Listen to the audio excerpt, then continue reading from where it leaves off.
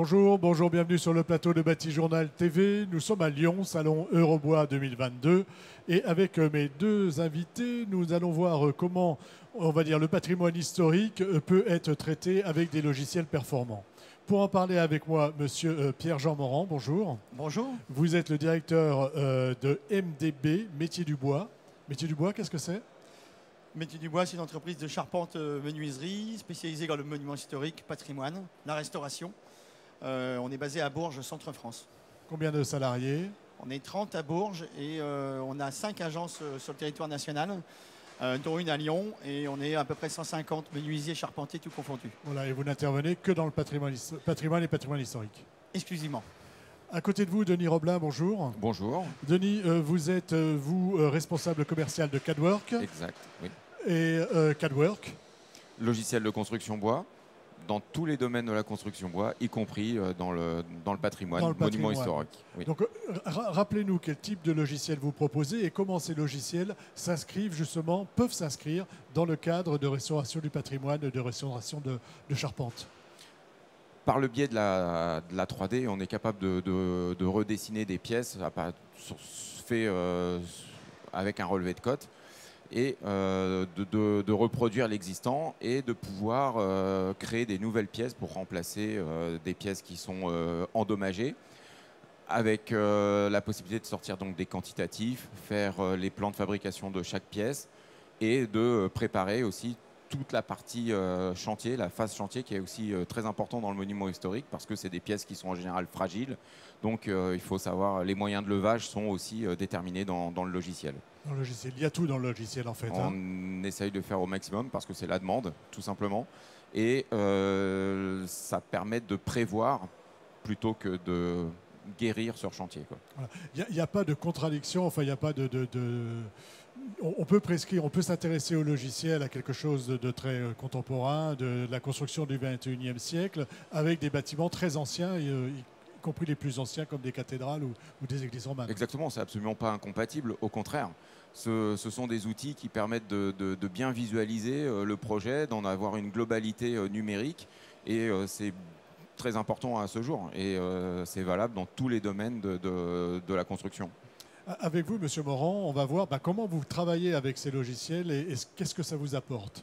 Donc, expliquez-nous quels sont comment vous travaillez avec ces logiciels dans un premier temps. Le logiciel, il est utilisé sur, on va dire, deux solutions techniques. Une première solution qui va présenter à nos maîtrises d'œuvre et d'ouvrage une vision 3D du chantier, de la charpente, et qui va nous permettre de faire ce qu'on appelle un état sanitaire de la charpente, c'est-à-dire qu'on va faire le relevé de la charpente en global et voir les pièces qui sont plus ou moins altérées.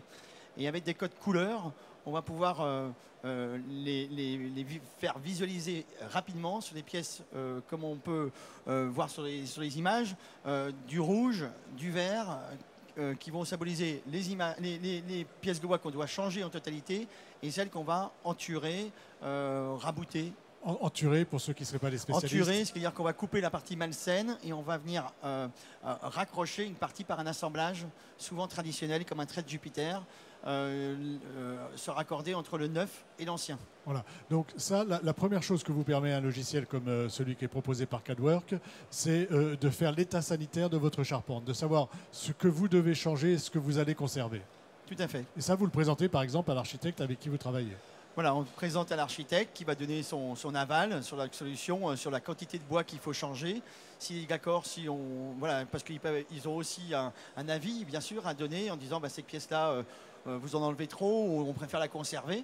Et le logiciel nous permet après de modifier assez facilement l'état sanitaire. Voilà, c'est qu'en plus, on peut agir.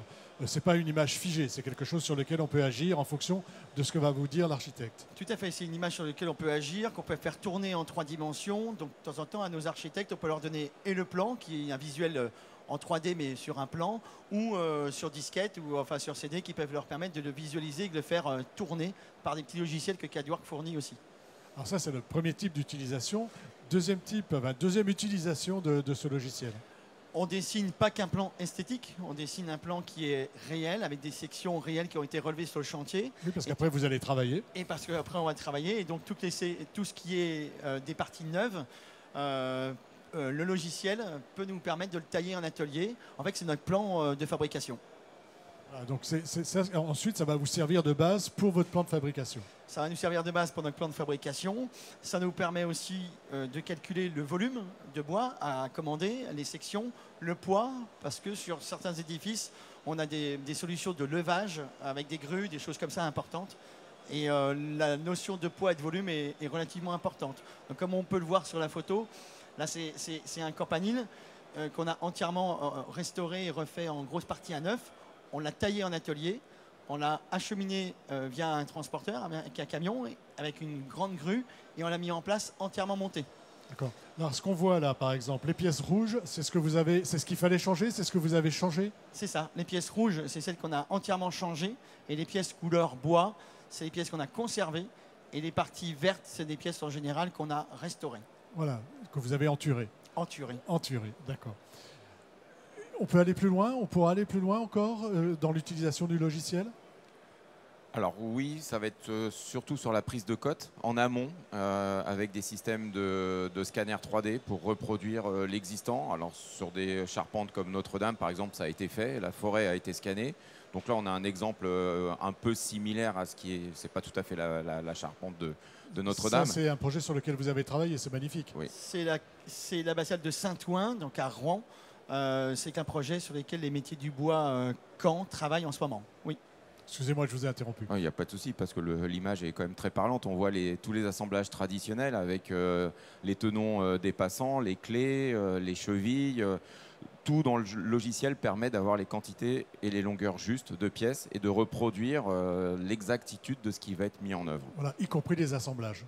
Surtout les assemblages. Surtout les assemblages, parce que c'est ça qui nous intéresse en fait. C'est ça qui est le plus important, oui. Un petit mot de conclusion sur cette utilisation des logiciels dans le cadre d'un métier très traditionnel comme le vôtre. La conclusion, oui, c'est qu'on a un métier traditionnel, on travaille beaucoup à la main.